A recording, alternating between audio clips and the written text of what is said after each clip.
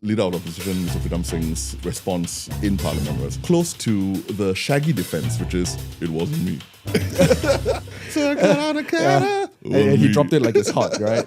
Hi everyone, hello again. Welcome back to another episode of Singapore Confidential. Let's get into it. Ben, something happened over the weekend and everyone knows about it. And that's the ministerial statement on race and religion. And there's a bit of fisticuffs between Minister Shanmugam and Leader of the Opposition Pritam Singh and a bunch of new young pups from the WP, but in particular Kenneth Tiong. So we are now talking about, we're not going to go into the nitty-gritty of the ministerial statement because everyone knows about it, right? Yes, our viewers are smart and they would have definitely gone through it. But so here's the thing. I'm going to start off very, very quickly. The one thing I got from Leader of the Opposition, Mr. Pritam Singh's response to the MS in Parliament was he read out this his doorstop. The very first doorstop that he did, I think, that dealt with the whole No Deros list of demands that came out on Facebook. And he said, oh, no, this is not the way the Workers' Party works politics. This is not the way we work politics in Singapore. So I'm just pulling out, right? This was in response to a Zaobao journalist who asked this. Daryl Lim is the journalist. He said, was it part of the consideration that the WP fielded Mr. Faisal Manap in Tampines to meet with this Tampines MP Masagos? Is it a coincidence that he's the Muslim Affairs Minister in the area? So, I don't know. Already from the get-go, right? I think there was identity politics being played in the last GE. I mean, and quite strongly, I think, I remember seeing this and then saying to myself, you can say that that's not how we work politics in Singapore. But the optics of the situation is that everyone felt that that's what you were doing. It was very, very clear, a very clear sort of appeal to the Malay-Muslim vote bank, especially in Tampines. And there's another very interesting article that came out in ST that showed that apparently it's the proportion of the Malay voters in Tampines is much higher than the average in Singapore. So I don't know. What did you think of Mr. Pritam Singh's sort of refuting in Parliament, saying, no, we don't play politics like that. This is not how we do things. Yeah, that's what he said, right? Methinks the man does protest a bit too much. and he also said that in a nutshell, they didn't know the significance of the He feature. did say that. He did say he did not know Deros. Yes. And I think that's the troublesome thing about politics. It's politics because you can't put a finger on it. You can't quite describe why something is or isn't, but when you observe it, you know what's happening. And in this case, it's very nuanced, it's very subtle. But if you're trying to win votes for a particular demographic, it's quite clear. But if you try and describe it in certain words, it's very difficult. Well, I mean, a lot of it is sort of like the word which is slightly derogatory. I feel it's like dog whistling. It's a bit like a sort of like a, I'm going to signal to you. I'm not going to say it out, but I'm going to signal to you that I'm actually doing this and doing that and doing this. And fortunately or unfortunately, the No Deros list of demands made it very, very stark clear. Yeah. And so they had to come out and say, no, there's a meeting, all four Malay WP MPs, 5 I think, including Mr. Faisal Manap, but we didn't agree to anything. And that's not how we play politics. But again, the point that he made that he didn't know, I think, I cannot. So you can't. That's a bit hard to swallow. You can't say you don't know. I mean, look, if you're a smoker and you throw a cigarette on the floor, any officer comes to you, they say, hey, you can't do that. You can't. Let's see you try saying, I don't know that there's such a law. Well, maybe the better analogy would be, you weren't smoking, but your friend was smoking, and you were in the yellow box with him, and then your friend walked out of the yellow box and then threw the cigarette on the floor, and they say, no, I don't know what, I don't know. There's no. You can't say. At least in law, the I don't know is not an excuse. It's quite sad. The I don't know is a close corollary to the shaggy defense, which is it wasn't me. And he dropped it like it's hot, right? So, and you're a lawmaker. You can't say you don't know. Even in the study of the law, you can recognize something is something by this thing called the mischief interpretation. You can look at a circumstance, and what mischief happened here. That's how you interpret the law, and that's what it is. It is appealing and selling to a particular demographic, which you could do in marketing. Well, I mean, okay, before we get to your point on marketing, I try to go back because the funny thing is how quickly we forget about things that happened 2-3 months ago, right? I forgot what I had for lunch just now. Yeah, I went back, and the reality is that the electorate took it very clearly that there was a very strong play by the Workers' Party for the Malay Muslim vote.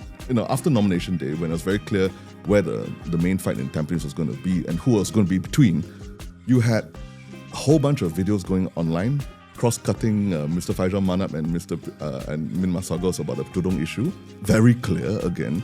And if I'm not wrong, some of the largest opposition groups on Facebook, right, they were circulating posts talking about how Mr. Faizal Manap was a better representative of the Malay community than Minister Masagos. So, you very, very clearly it took on a very, very clear racial tinge. I mean, and it was the kind of racial politics that we don't really play around with in Singapore, because it's sort of putting someone down at the expense of another. It's not saying what I can do for you as a community, and to open up the common space. But this guy is not as holy, or not as religious, or not as he's not as good a person as I am. And then it's like a rundown thing. Yeah.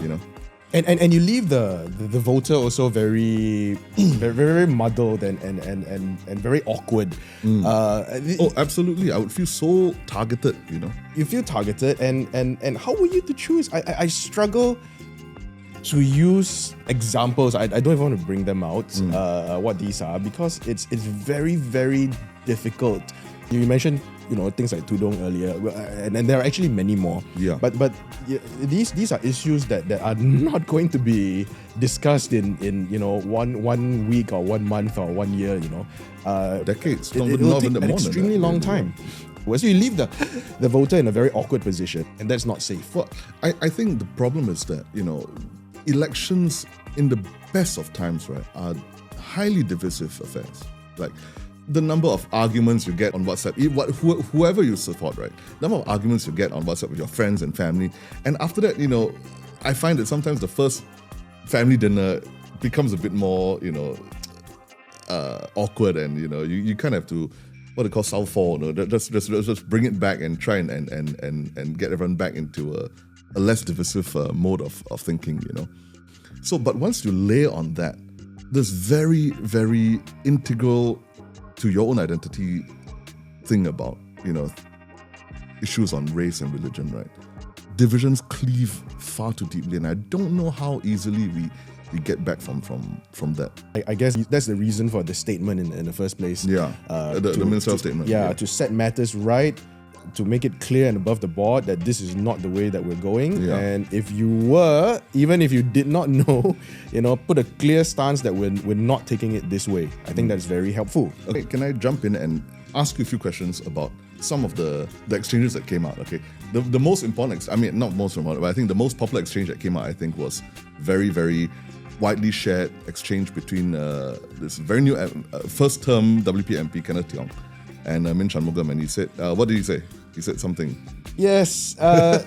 So, Workers' Party MP Kenneth Tiong asked the coordinating minister for national security, no less, whether or not the government will reject, support, and disavow from Michael Petraeus. Who's Michael Petraeus?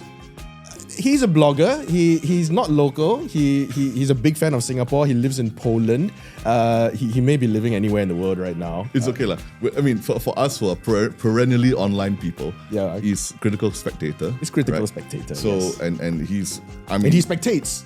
Well, he whacks WP over and over and over and over again, and so he's clearly no friend of they're not fans of his lah. Really? Okay? But I felt the whole, hey, what about critical spectator, right?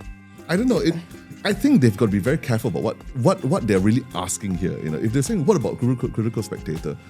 What you're probably then saying is that it's open season to censor anyone that you don't like. Correct. That leaves things like, outlets that quite frankly openly support opposition or WP. You know, your Wake Up Singapore's, your DOCs, right? That's right. It's and those guys are open in, season to then censor and say, you know, disavow, cut them down, no, not during GE, and kind of thing. Yeah. I think it'd be helpful to also know what does it mean when we say interfere with an election. When does a foreign body interfere with an election? Now, when you interfere in an election, it means that you apply misinformation that is false or misleading. Okay, that's one. Number two, you must act as a channel for foreign interest. Last I checked, Michael Petraeus has no foreign interests. You know, he's not a Polish member of parliament. There's nobody that he's trying to support there. Yeah. Well, I think it's almost as simple as this, really. You know, I may be wrong because I didn't really read that much of his.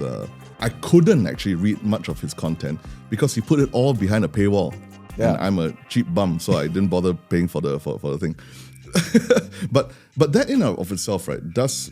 There are differences between the kind of what about critical spectator point that Kenneth Tiong made, and that is this: A, he put things behind a paywall, so it wasn't easily accessible to anyone except for his own, followers. B, he didn't explicitly tell people, hey, vote for the PAP because they have better, I don't know, Catholics or better, I don't know what whether he's of any religion anyway, better Catholics or better kind of, better Chinese than the WP.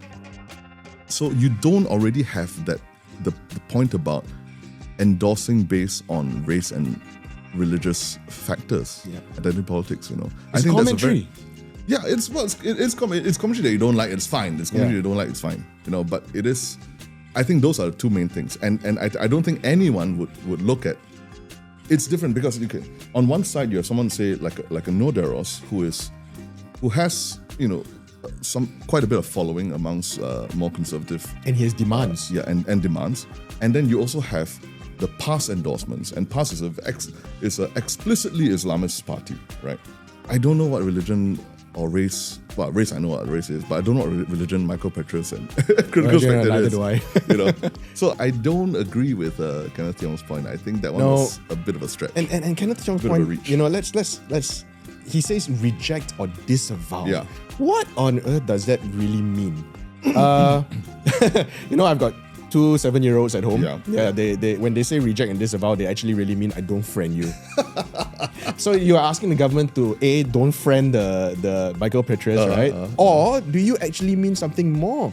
Do you want him to be censured? Is that what you're asking for? Or do you want him to be bad? And that's actually quite radical. He's more radical than the government. Well, no, I mean there were a few radical points that the WP MPs made during Parliament. I think the second one was leader Pritam Singh said, we are a small party, why didn't you call us and tell us that this was happening? And I was like, firstly, I'm not going to try to beat a dead horse, but Mr. Faisal Manap knows Noderos, has known him for a long time. They went to meet him. The fact that the original post traveled so quickly, you cannot then say that I did not know about this, or you should have told us. If it has traveled so quickly that your average netizen knows about it, right, then you cannot be the last to know, and you cannot be the last to respond to it as well. And that's a real problem. And the more uncharitable, I mean, I've read comments online and Reddit, the more uncharitable ones say that, well, it's because they were hoping to get a few more seats, get a few more votes this way. So, just let this Noderos list of demands sort of percolate and convince people who haven't been convinced. So I don't come out in front of it. But that's what's led to now. You didn't come in front of it. What do you think of that? That the government, he's saying, government, can you please call us next time and tell us that it's happening? Frankly, if you take that and Kenneth Tiong's reply and everything else and you pull back, it's, regrettably a little bit childish. And I think it's perfectly normal. You look at politics all around the world, it is actually a little bit childish. A lot of theatrics. Just flip open your Straits Times, anything you read. I go with Washington Post. There are more theatrics that way. Yeah, so it is a little bit childish. Yeah. And what did Mr. Tiong say? He says, he thanks the minister for clarifying that, the government will not be categorically rejecting Michael Petraeus' actions. And then, to which Mr. Shanmugam, put it outright to him, not to put words in my mouth. I mean, it's kind of it reminds me of a line from Game of Thrones. You come at the king, you best not miss. Yes. These are rhetorical jibes, and it's disguised as politeness. It's childish. You claim you don't know something. No, you can't do that. I don't have POFMA. Well, you still have a responsibility, a duty to citizens and electors. It goes back to the point, I think by that point it's traveled so quickly and so fast and everyone's talking about it that it cannot possibly be that no one in the WP knew that that no jurors had come out with this list of demands. Inexcusable. I think it's politics. It is politics, and do we want our politics to be that way? I think we'll let Singaporeans decide. Yeah, that's another thing I want to talk about is, here at Singapore Confidential, we try to look at history to kind of explain our present. The last few times we talked about espionage, and that was a way to also discuss how Singapore is at a very interesting crossroads right now. We're being targeted by a lot of non-state actors and state actors, right? So in that spirit, I went back into history books, right, and I took a look at some of the past general elections and how these things, how race and religion and sort of identity politics kind of rear its ugly head in those elections. One of the famous ones, 1997, you had Mr. Tang Liang Hong from the WP, who recently passed away. And his famous statement was that, why should we be holding up the sedan chair? We should be the ones on the sedan chair itself. So he tried to say that, no, what he meant was that the Chinese educated Chinese were being sidelined by the English educated Chinese.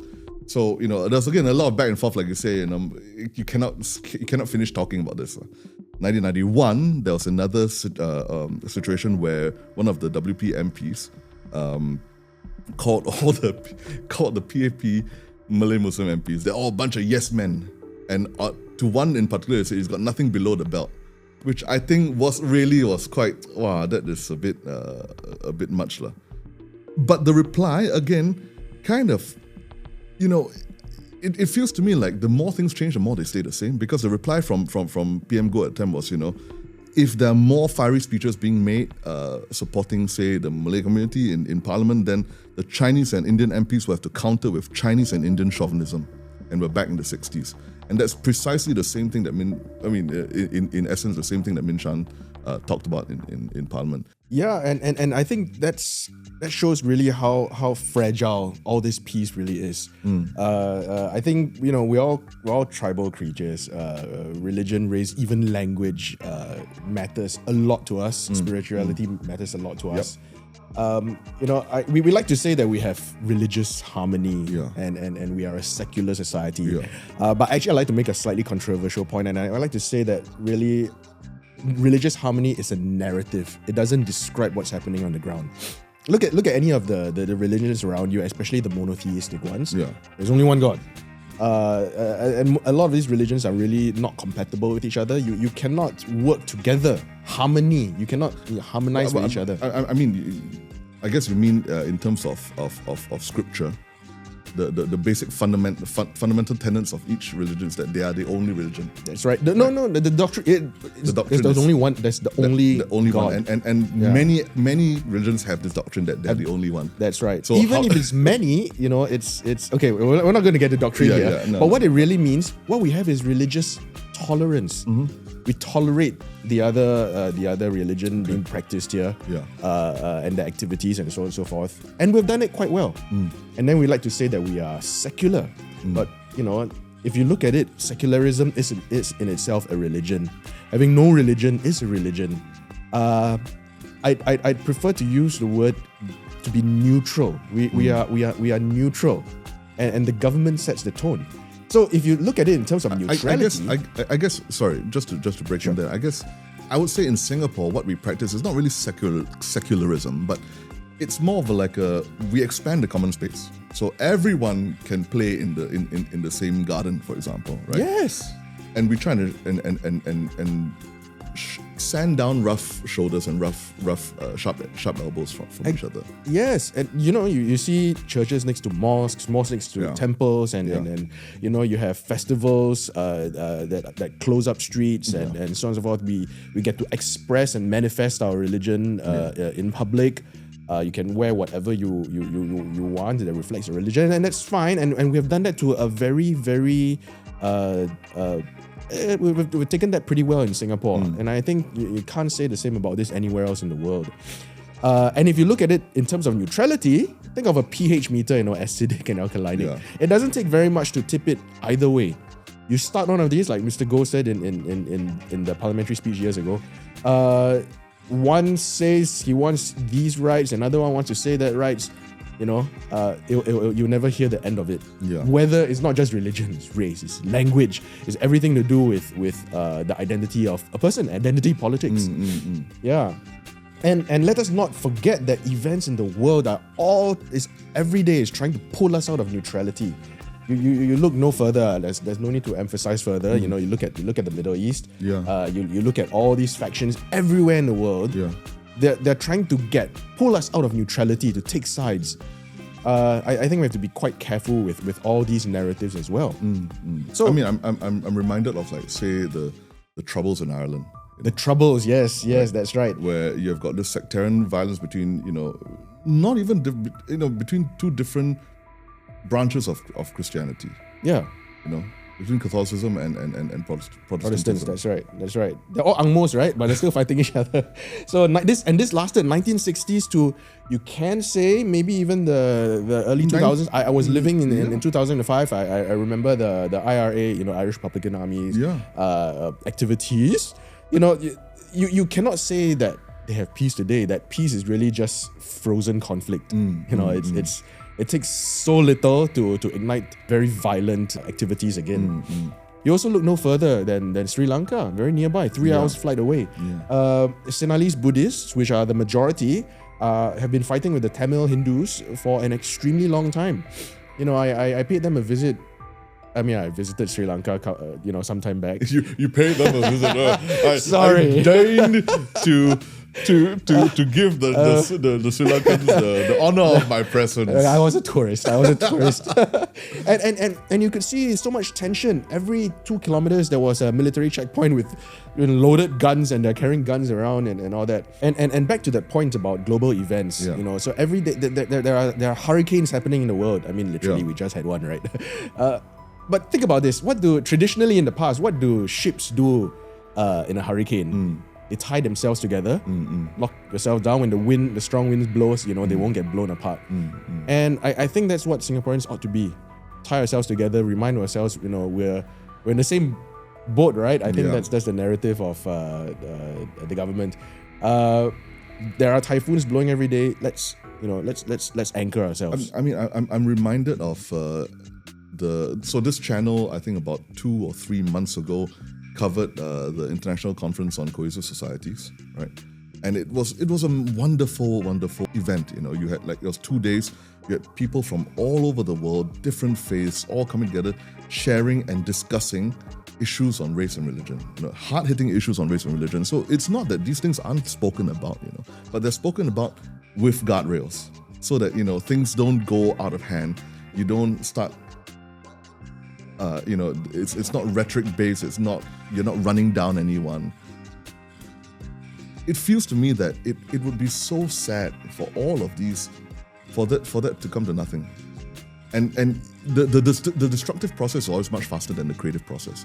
So creating a space where people can come together, talk, and then live in great peace, right? It's such a long, slow affair. To break it is much faster. It's very fast to break things. Yep. It doesn't take very long for something to go very wrong.